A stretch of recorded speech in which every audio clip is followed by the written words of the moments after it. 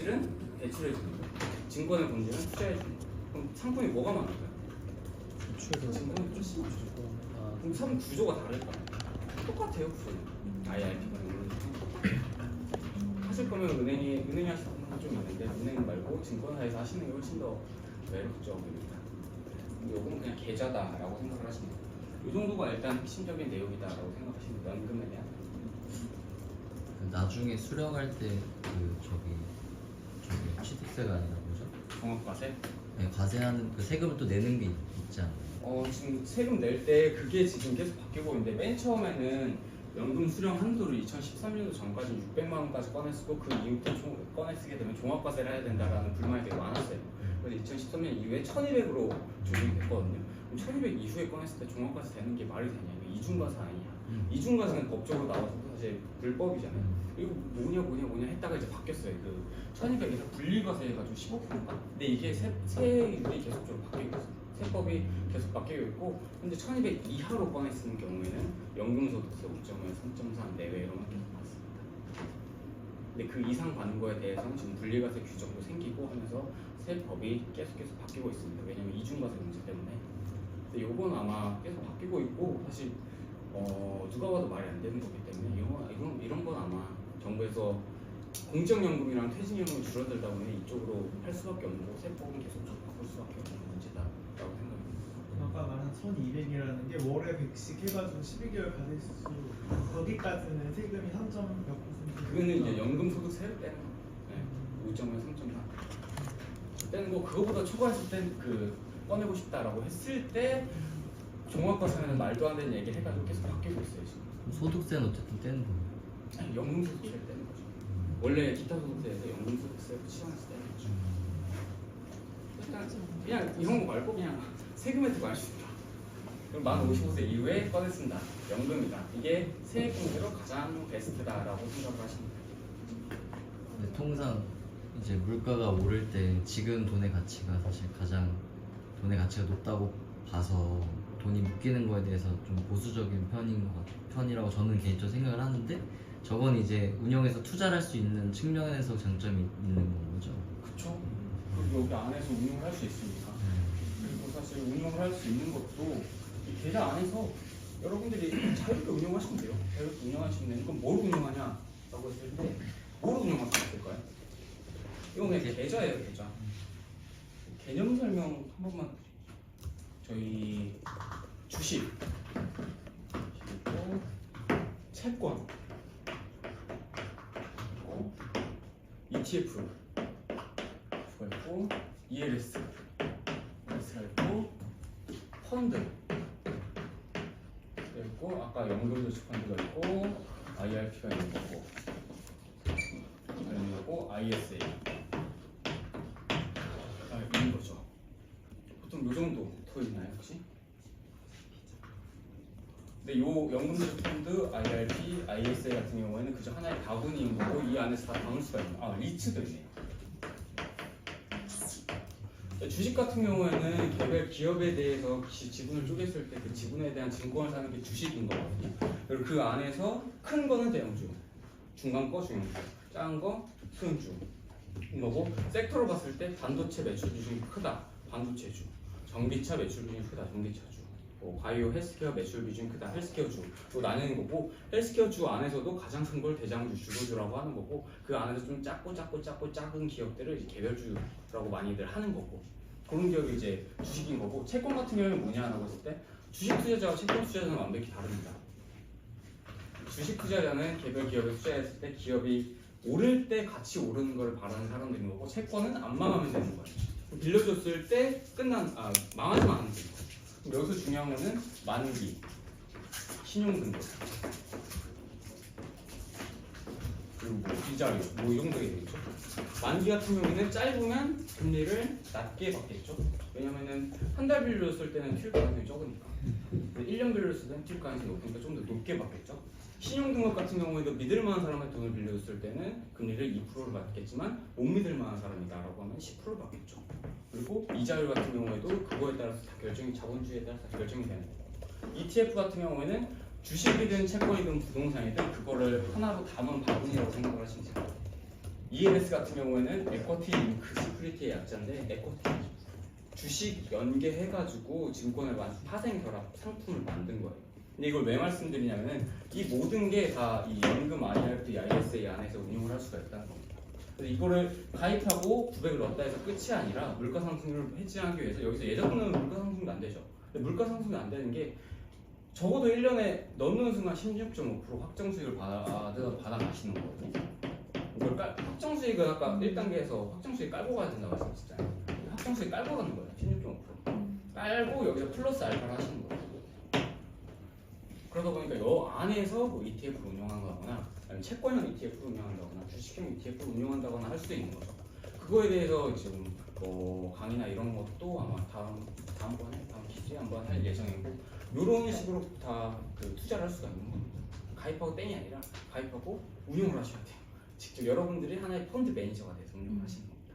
샀다 팔았다 하시는 거예요. ISA도 뭐 비슷한 개념이긴 한데 일단 오늘 연금에 대해서 말씀드리면 연금저축 펀드도 뒤에 펀드에 어감이 있어서 그렇지 결국에 여기 안에서도 다 담을 수 있는 거예요. 다만 개별 주식은 현재 안 되는 상황이에요. 이것도 사실 법이 어떻게 바뀔지 몰라요. 연금 안에서 개별 주식이 될 수도 있어요. 지금 해외 주식은 다 안 되거든요. 근데 해외 주식 ETF는 된단 말이에요. 근데 왜 안 바뀔지 모르냐면 ISA 계좌가 있는데 혹시 ISA 계좌 가입하신 분? ISA 가입하신 분 아마 좀 있으실 것 같은데 인디비주얼 세이빙 어카운트거든요. 개인 서민들의 재산 형성을 위해서 만들어진 계좌예요. 근데 이게 보통 세 가지로 나뉘었어요. 1인형이 있었고 신탁형이 있었고 그리고 새롭게 생긴 게 최근에 작년 중기형 ISA 생겼거든요. 근데 이게 원래는 주식이 안 됐어요. 국내 주식이 안 됐었는데 중기형 ISA가 생기면서 국내 주식이 편입이 됐단 말이에요. 그래서 국내 주식을 샀다 팔았다 할 수가 있어요. 그런 것처럼 사실 연금도 아직까지는 안 그런데 이건 법의 문제다 보니까 만약에 바뀌면 국내 주식도 편입이 될 수도 있다. 계속 바뀌고 있습니다. 이런 식으로 가고 있습니다. 그래서 일단 넣어 놓으시고 그 안에서 운영을 하시는 것도 하나의 방법입니다. 질문. 그러면 결국엔 ETF 투자할 거면 그리고 돈을 빼지 않을 거면 그냥 IRP나 저축연금으로 해서 투자하는 방법이 좋은 것 같은데. 그렇죠. 그래서 그냥 한 줄로 말씀드리면은 국내 투자하실 거면은 절세 계좌에서 나머지는 해외를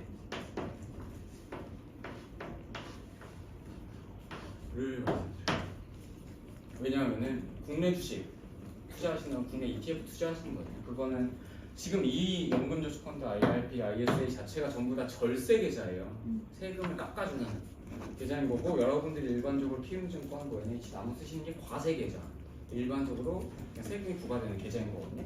근데 국내 ETF 같은 경우에는 담을 수 있으니까 여기서 ETF를 담는 게 훨씬 더 세금적으로 유리하죠. 그리고 나머지 자금, 뭐 1,000만 원, 2,000만 원, 3,000만 원 같은 경우는 해외 쪽 주식을 산다거나 해외 ETF를 사는 게 좋습니다. 왜냐면은 해외 ETF 같은 경우에도 결국에 국내 자본주의 꽃은 미국이 전체 마켓시의 55%. 미국에서 따온 게 국내 ETF인 거거든요. 국내 ETF를 만들어도 해외 걸 다 따온 거예요. 근데 해외 걸 그냥 투자를 하시면 돼요. 물론 환전에 귀찮음 이런 게 있지만 환전 비용은 어차피 보수에 녹아져 있는 거고 해외 ETF를 다니시면 돼요. 그리고 한국 같은 경우에는 한국 주식 증시가 안 가는 이유가 코리아 디스카운트 말하는 코리아 디스카운트 원인이 뭘까요? 첫 번째 북한, 두 번째 지배구조, 세 번째 산업구조인 거거든요. 첫 번째 북한이 있어가지고 외국인 자금이 많이 안 들어오는 사실 면도 되게 큰 거고 두 번째 지배구조 같은 경우에는 계속 쪼개기 성장하고 한국은 사실 상속증여의 이슈도 좀 있고 기업이 주주게 아니라 내 거다라는 식으로 하기 때문에 사실 그래가지고 아직까지 배당금을 거의 별로 안 준다는 거죠. 배당도 사실 친하시는 분 배당금도 안 주시죠. 그래서 미국 같은 경우에는 3개월에 한 번씩 배당금을 거의 80% 주는데 한국 같은 경우에는 삼성전자, 은행주들 정도만 배당도 뭐 분기별로 한 번씩 주고 나머지 거의 1년에 한 번 정도 주는데 배당의 목적도 대주주한테 현금 챙기기 위한 목적이거든요. 대주주도 본인 법인 자금을 뺏었으면 그거 횡령이잖아요. 여기 이제 배당 쳐가지고 돈을 받는 거거든요. 그런 문제가 있고 산업구조 자체도 한국 같은 경우에는 제조업 기반이잖아요. 저 제조업 말고 반도체, 차 이 두 개가 사실 이익비 중에 차지하는 게 되게 크거든요. 그러다 보니까 한국은 항상 코리아 디스카운트로 말을 하는 거예요. 그래서 결국에는 이거 할 바에는 저는 그래요. 그냥 할 거면 큰 물에 가서 흔물 미국 시장에 가서 보는 게 훨씬 더 합리적이다. 반도체에 투자할 거면은 삼성전자 말고 ASML이나 아니면 그냥 엔비디아나 뭐 이런 거에 하시는 게 훨씬 낫고 플랫폼에 하실 거면은 구글이나 마이크로소프트가 낫지 않냐 라는 게 기본적인 생각입니다. 바이오에 투자할 거다라고 하면 한국 바이오 말고 뭐 아스트라제네카나 존슨앤존슨이나 노바티스나 엘라일리 이런 기업에 하는 게 훨씬 낫지 않나. 왜냐면 이 저평가가 계속 얘기가 나오는데 해소가 안 되는데 그러면 1억을 운영하다가 만약에 빼게 되면은 그 세액 공제 받았던 그 퍼센트만 주고 수익은 그럼 받는 건가요? 수익도 기타 소득세 16.5%로 다 가세요. 그래서 그것도 가세. 한 거 다 빼면 안 되네. 그 모든 걸 포기할 자신 있을 때는 여유 잡은 거지. 아이고. 받았던 거 다 토해낸다고 보시면 돼요. 아이고. 그래서 만 55세 이후에 찾는 거를 목적으로 하시는 거예요. 아니, 제일 좋은 건 열심히 굴리다가 55세 이후에 이제 그렇죠. 그때부터 받는 받는 거. 거죠. 네. 그렇게 하는 게 제일 좋죠. 그렇게 하는 게 제일 좋고 나머지 자금으로 뭐랄까요? 뭐 개인 자산도 좀 쓰시고 뭐 비상금도 좀 쓰시고 하시는 게 제일 효과적이죠. 그래가지고 사실 자산도는 여기서 또 나오는 거예요. 자산도는 사실 크게 봤을 때 뭐 위험자산, 안전자산에서 뭐 주식, 채권 뭐 이런 식으로 분류를 하시는데 이렇게 해서 그 자산 배분인 거고 계좌별로 분류하는 것도 자산 분류는 계좌별로. 여기 과세 계좌 하나 놓고 여기 절세 계좌. 절세 계좌는 못 빼잖아요, 어차피.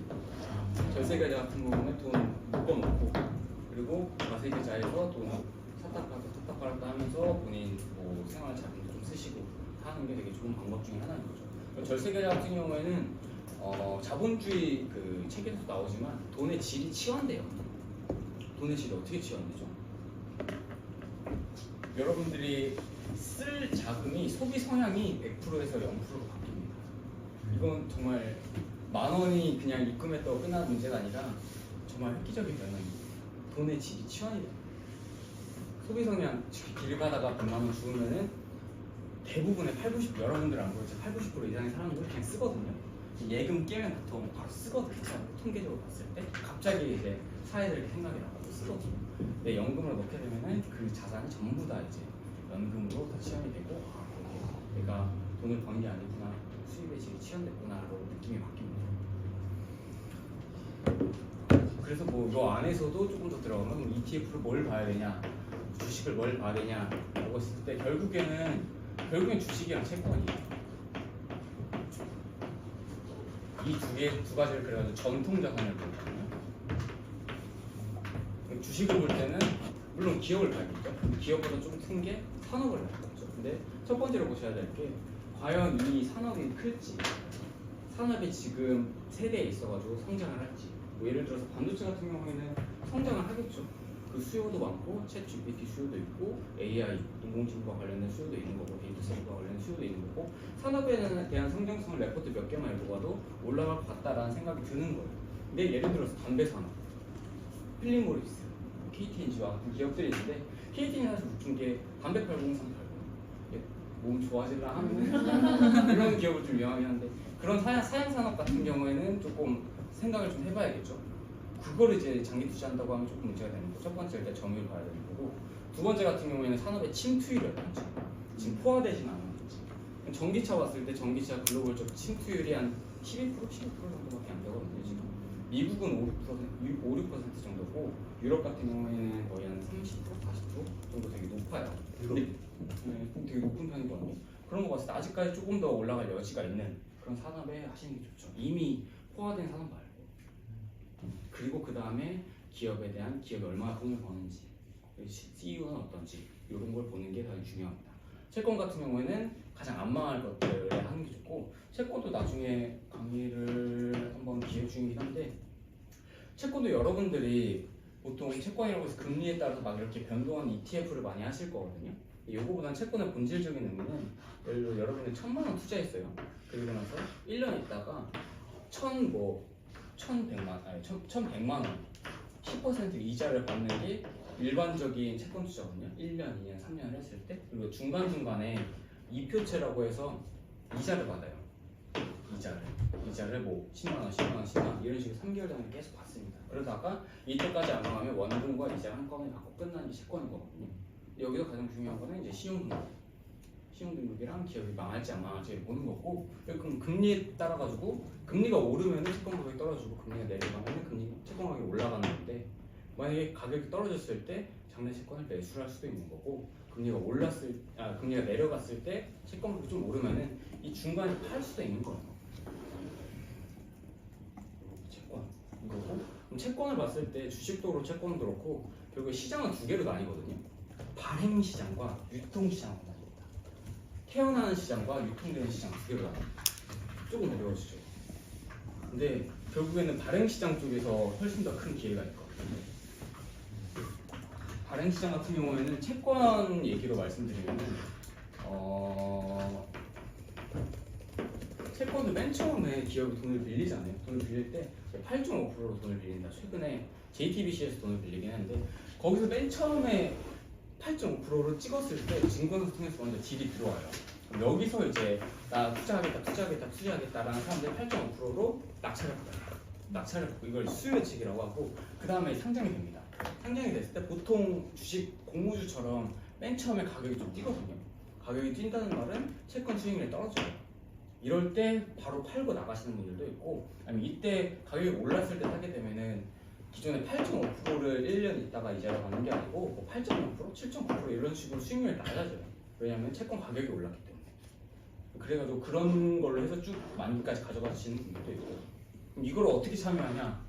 했을 때 이건 이제 증권사 어플이 조금 개발이 되면 아마 수요 예측이 나올 수도 있을 것 같은데, 이번 나오면 제가 한번 다시 말씀을 드릴게요. 일단 이런 구조로 갑니다. 그럼 여기서 채권 조금 공부해 보신 분 있으시면은 가장 중요한 개념 중에 하나가 YTM이거든요. YTM, Yield to Maturity, 만기 수익률을 의미하는 건데, 이거 같은 거 아까 채권 맨 처음에 발생을 해가지고 여기서 이자 받고 하면서 마지막에 1,100만 원 받는 게 채권의 근절적인 목적인 건데, 이 중간에 산 사람들 있잖아요.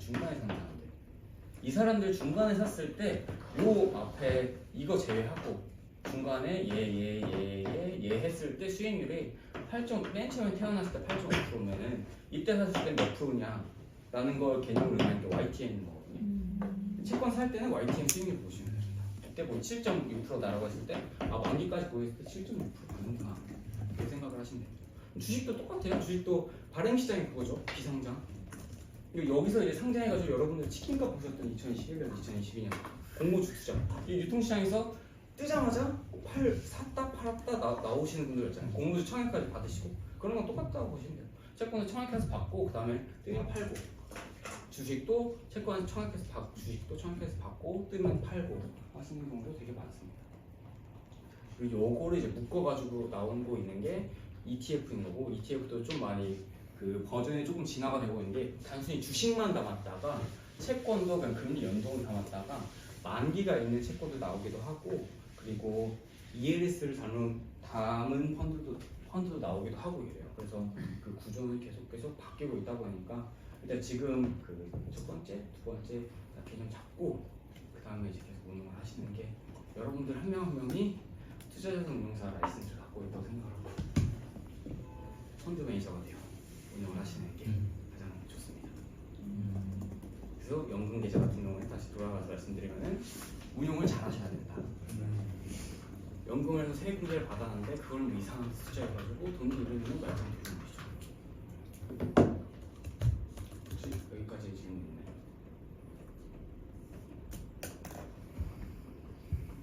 없으시면 제가 PPT 넘기면서 쭉쭉쭉